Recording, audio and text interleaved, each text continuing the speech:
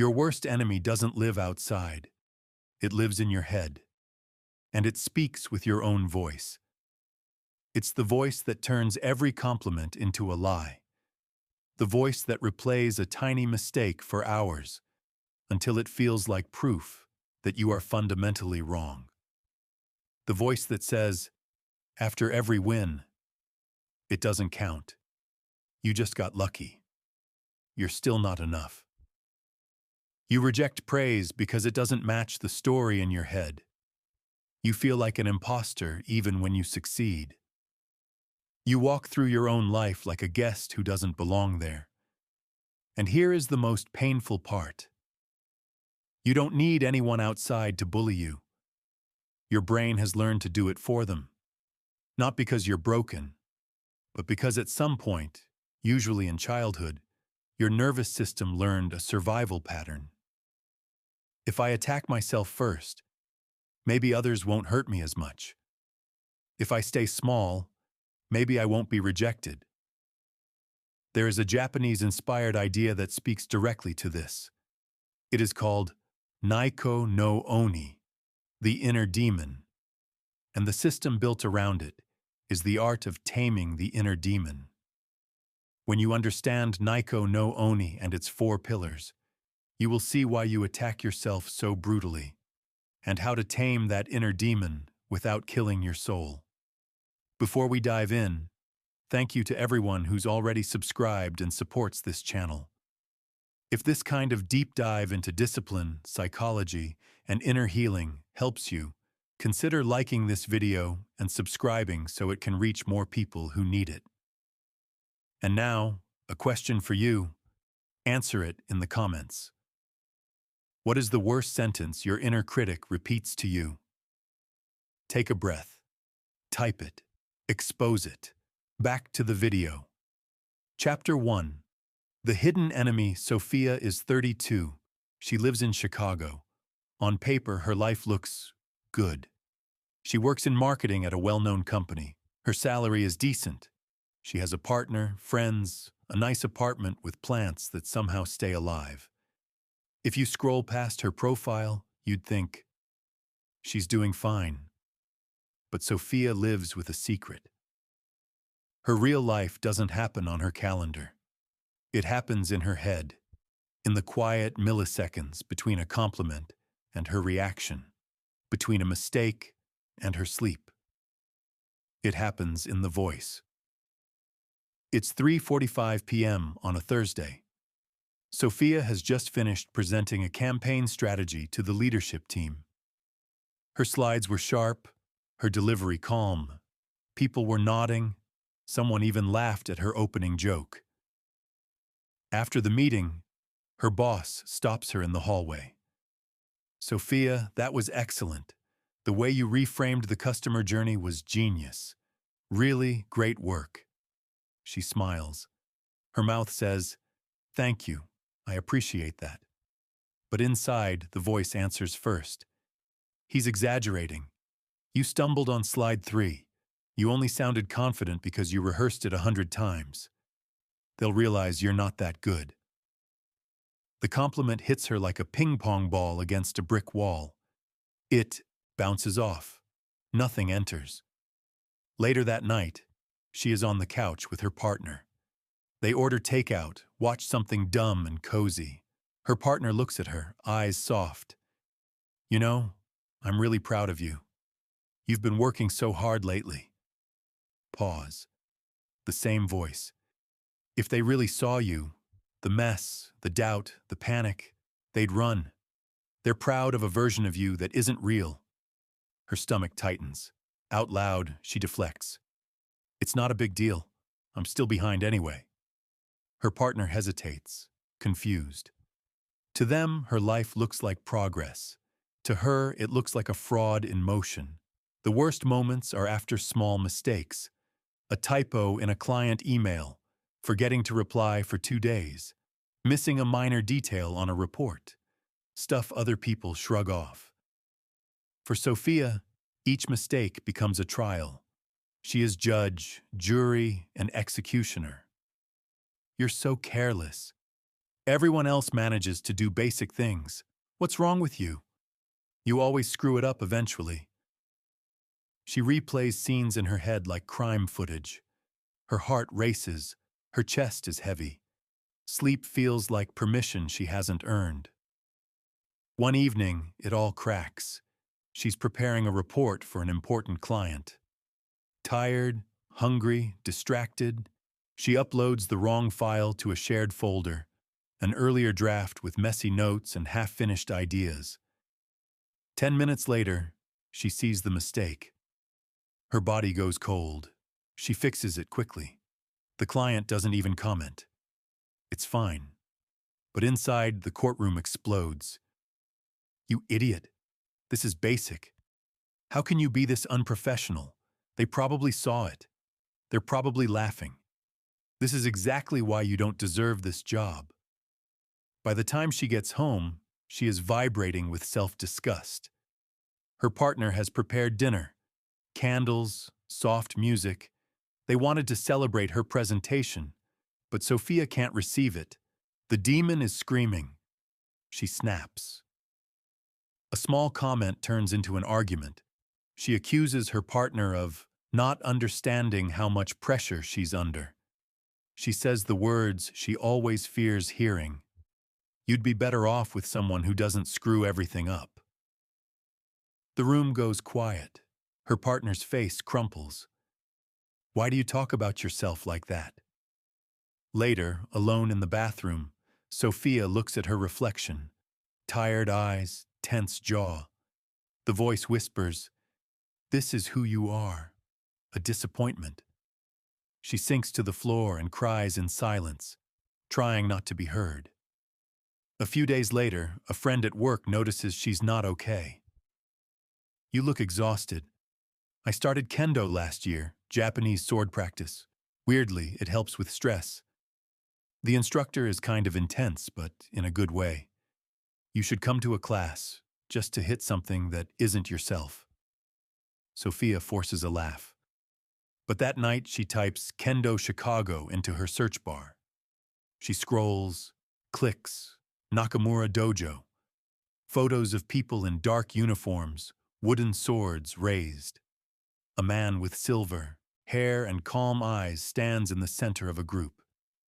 Maybe, she thinks, if I can't stop fighting, I can at least learn to aim it somewhere else. She signs up for a trial lesson.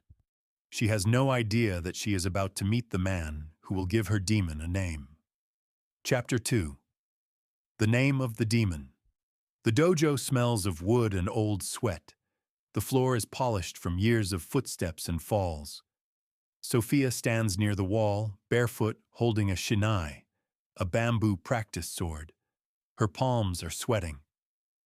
Around her, students move through drills with sharp, clear movements.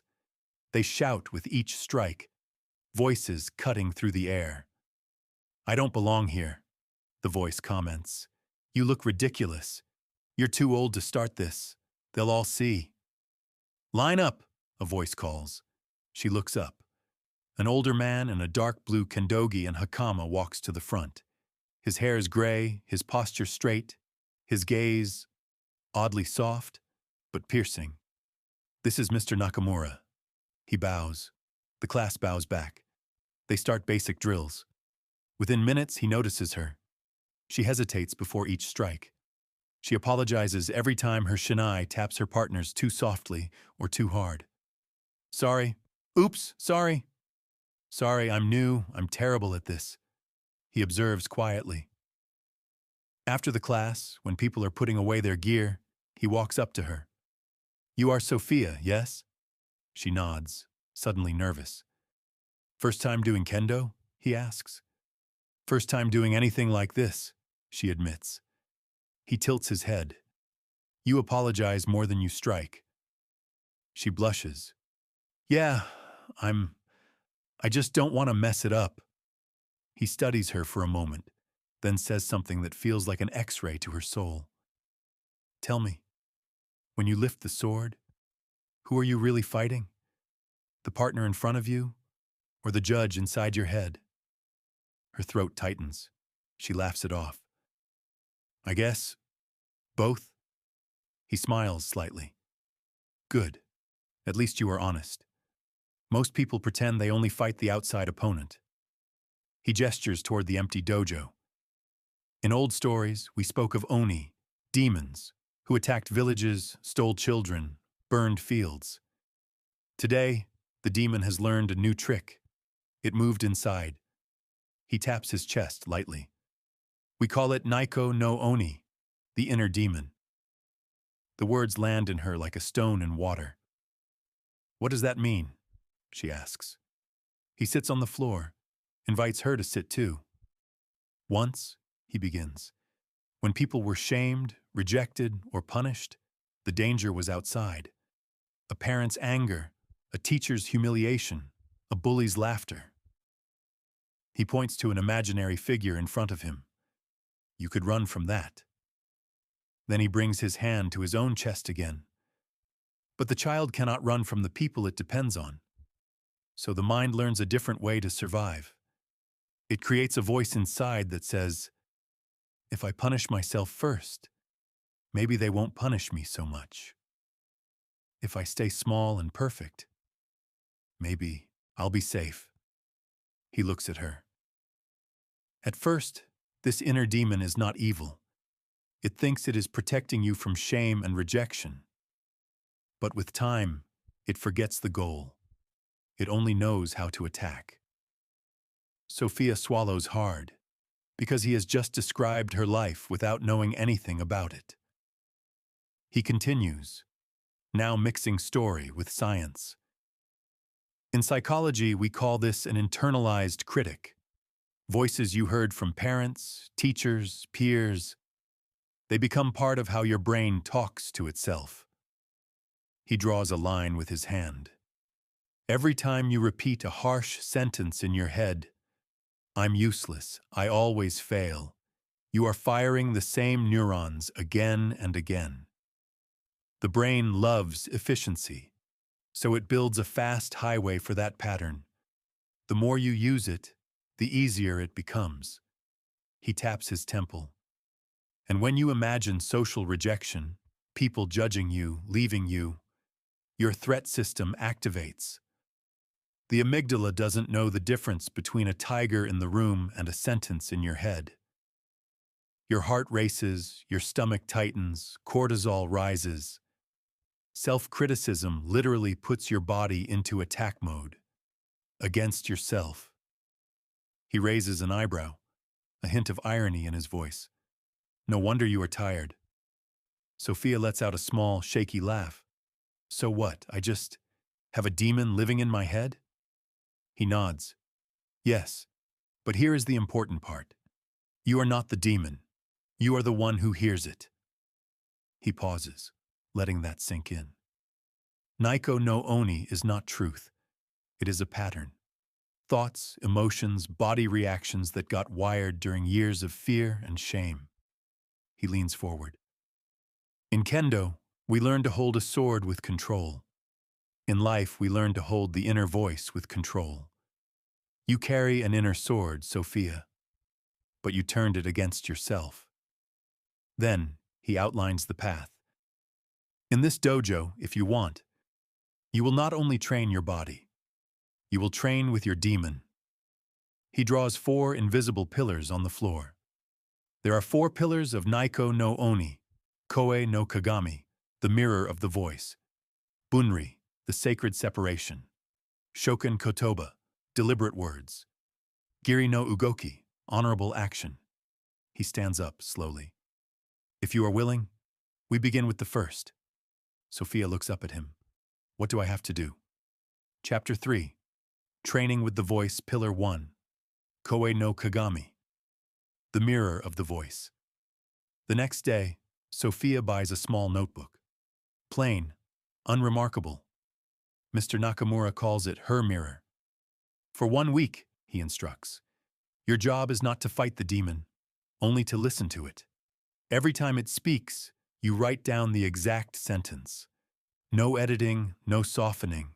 Drag it from the shadows into the light. He looks at her sternly. You cannot fight an enemy you refuse to look at. So she starts.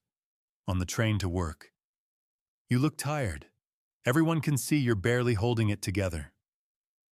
She writes it down. After a minor awkward joke in a meeting, "Why did you say that? You're so cringe." She writes it down. When she forgets to reply to a message, "Of course you did. You're a terrible friend." She writes it down. At first it feels strange, like she is betraying a secret, but as the pages fill, something unexpected happens. She sees patterns. The voice has only a few themes, repeated endlessly. You're not enough. You're too much. You're a burden. You'll be exposed. Different situations. Same script. At the next class, she shows the notebook to Mr. Nakamura. He flips through the pages slowly. "Good," he says. "Now the mirror is clean. You can see the demon's face." He taps one page. Notice how repetitive it is. Demons are not as creative as they pretend to be. There is that little spark of irony again. She almost smiles. Pillar 2. Bunri, the sacred separation. "Now," he says, "we practice Bunri, sacred separation." He draws 2 circles in the air. Right now, the demon speaks, and you believe it's you. "I am worthless. I am a fraud." From today, we change the wording. He hands her the notebook and a pen. "Take one sentence," he instructs. She chooses. "I always screw things up." "Now rewrite it like this," he says. Naiko no Oni says, "You always screw things up." She writes it. "Again," he says. The critic says, "You always screw things up." She writes. "Say it out loud." She hesitates. Naiko no Oni says, "You always screw things up." He nods. "How does that feel?"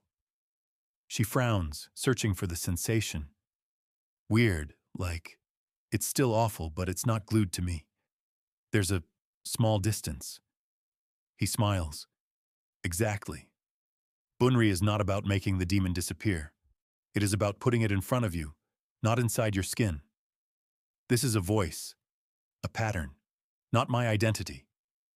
He continues. When the critic attacks, try this sequence. I notice the voice. Naiko no Oni is speaking. This is a pattern, not a fact. He raises his shinai. In kendo, we keep correct distance from the opponent. Too close, and you are overwhelmed. Too far, and you cannot respond. Bunri teaches you distance from the inner opponent. Over the next days, Sofia practices. She's in a meeting. She stumbles over a word. Instantly. You sound stupid. She feels the familiar flood of shame starting. Then she pauses, internally. Okay. I notice the voice. Naiko no Oni is speaking. The critic says, "You sound stupid. This is a pattern, not a fact." The sentence still hurts, but it hits less deeply. There is a tiny space, and in that space, she can choose. Pillar 3, Shokin Kotoba, deliberate words. At the next session, Mr. Nakamura adds the 3rd pillar. You've held up the mirror. You have created distance. Now we must answer the demon. This is Shokin Kotoba, deliberate words. He points to her notebook. For every attack, you will write a response, not a cheesy affirmation. The brain rejects lies. If you write, "I am a perfect goddess of light," your nervous system will laugh. He smirks, she snorts. Instead, he continues, you answer with grounded truth, something your nervous system can almost believe. He gives examples. Attack. You always fail. Deliberate word. I failed many times, but I also finished my degree, kept my job, and helped my friends when they needed me. Attack. Everyone will leave you. Deliberate word. Some people have left, some have stayed. My worth is not equal to who stays or leaves. Attack. You're a fraud. Deliberate word. I still have a lot to learn, but I'm doing real work that helps real people. He looks at her. The structure is simple. Acknowledge the pain. Add missing information. Speak to yourself like someone you are responsible for protecting. He lowers his voice. This is not positive thinking. This is accurate thinking. Sofia begins the practice. One night, after overthinking an email, the critic attacks. You sounded desperate. They will think you're annoying. She feels the familiar rush, but instead of sinking, she opens her notes app. She writes, Naiko no Oni says, you sounded desperate. They will think you're annoying. Truth, I was honest and clear. Some people might misread it. That's okay. My job is to communicate, not to control everyone's opinion. She doesn't fully believe it yet, but she reads it out loud anyway. Her body still hums with anxiety, but something about seeing the two sentences, the attack and the answer side by side, makes the attack look slightly less like a divine verdict and more like a comment on the internet. Annoying, loud, but not the ultimate truth of the universe. Bit by bit, day by day, she is building new neural pathways.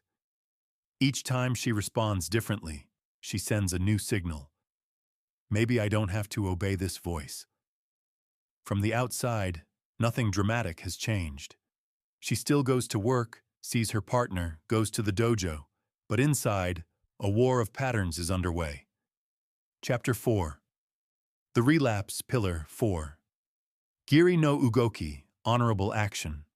One evening after training, Mr. Nakamura adds the final pillar.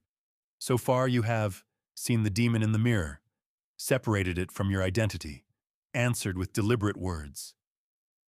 Now comes the hardest part. Giri no Ugoki, Honorable Action.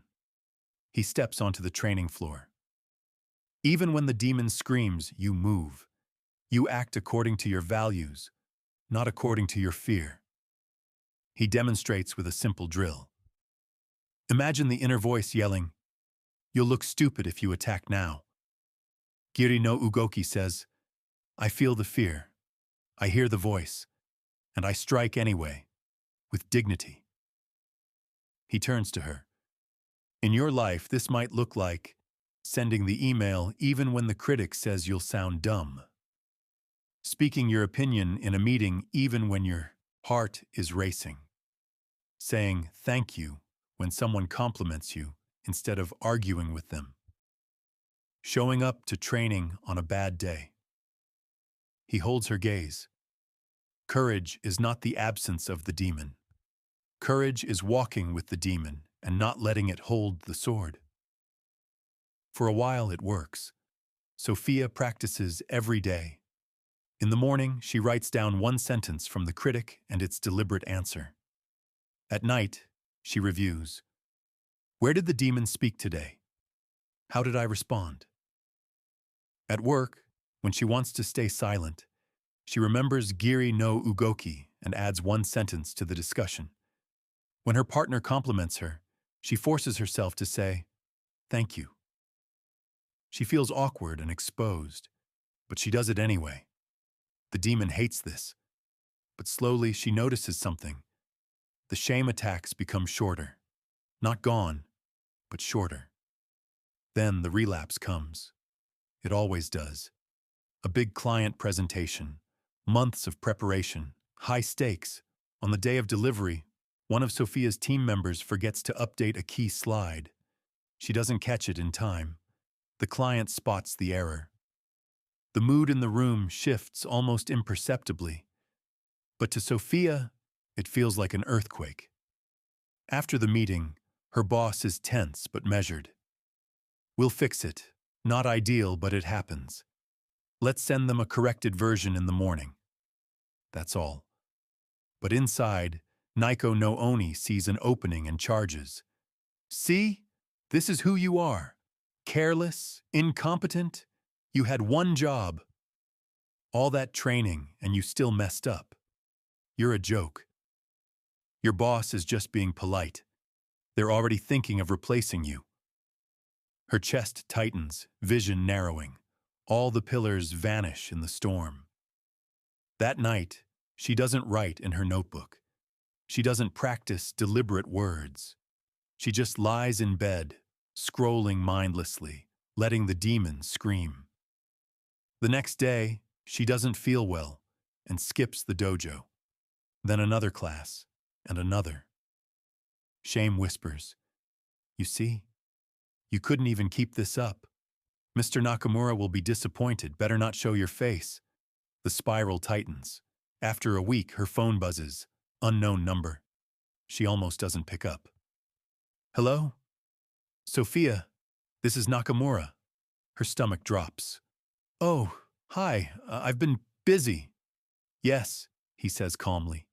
"I've noticed your absence. Tell me, how is your demon enjoying victory?" She laughs weakly, then unexpectedly feels tears in her eyes. "I messed up at work, and then everything just came back. The voice, the shame, everything. I thought I was getting better. I guess not. I'm just the same." There is a pause. Then his voice, firm but kind. "Listen carefully. When you corner a wild animal, it thrashes harder. The demon is the same. When your patterns begin to change, it will shout, kick, do anything to survive." He continues, "The fact that it is louder now does not mean you are failing. It means you are changing the system." He lets that sink in. Relapse is not proof that the work is useless. It is proof that you are rewiring pathways that have been there for decades. He adds, almost like a sensei giving a simple correction, "In this training, we do not ask, 'Did you fall?' We ask, 'How quickly do you stand up now?'" Sofia is silent, tears rolling down her face. "But I skipped the practices. I ignored everything. Good," he interrupts gently. "Then you have a perfect opportunity to practice Giri no Ugoki." She sniffs. "How?" "Tonight," he says, "you will do one small, honorable action while the demon screams. Not tomorrow. Tonight. Maybe you open your notebook and write one sentence. Maybe you apologize to your partner for snapping. Maybe you sign up again for class and show up, even if you feel ashamed." The demon says, "Stay down." Giri no Ugoki stands up. He pauses. "Can you do one small action?" She takes a shaky breath. "Yeah, I think so." "Good," he says. Then the training continues. That night, the demon is still loud. "You're pathetic. Look at you crying because an old man with a stick called you." Her hands tremble as she opens the notebook. She writes, "Naiko no Oni says, 'You're pathetic. You always fail and then pretend to start over.'" Truth. I fell back into old patterns. That doesn't erase the work I've done. I can stand up again, even if I feel weak. It doesn't feel powerful. It doesn't feel like a movie moment. But she wrote it. Then, still feeling unworthy and exposed, she goes to her partner and says, "I've been inside my head a lot. I think my inner critic went crazy this week. I'm sorry I've been distant." Her partner doesn't reject her. They hug her. "Thank you for telling me." The demon is confused, because this is not how the story usually goes. Chapter 5. The transformation. Weeks pass, then months. Sofia keeps training, in the dojo and in her mind. The demon does not vanish, but it loses its authority. At work, she still hears, "You're going to say something dumb." But then she hears herself answer, "Naiko no Oni is speaking." That's a pattern. Truth. My ideas have helped projects before. I can contribute one sentence. And she speaks. Sometimes her idea lands. Sometimes it doesn't. Either way, she survives. One evening, the turning point comes. She and her partner are sitting at the kitchen table. The city hums outside. Her partner looks nervous. "Can I tell you something?" they ask. "Of course." They take a breath. I've been feeling scared lately. Not because of you, because I keep waiting for you to disappear. Sometimes you seem so convinced you're not enough. I'm afraid one day you'll just leave to protect me from you. Their voice trembles. I don't want to lose you, but I don't know how to fight that voice in your head. Sofia's heart clenches. Immediately, the critic jumps in. Don't cry. Don't say anything. You'll be a burden. You'll make it worse. Smile. Change the subject. For a moment, she almost obeys. Then the four pillars appear, like stones beneath her feet. Koe no Kagami. She notices the sentence. You'll be a burden. Bunri. She names it. Naiko no Oni is speaking. This is the critic, not me. Shokin Kotoba. She reaches for a more honest sentence. I'm afraid to show my pain, but the truth is, they just showed me theirs. Maybe sharing mine is not a burden. Maybe it's connection. Giri no Ugoki.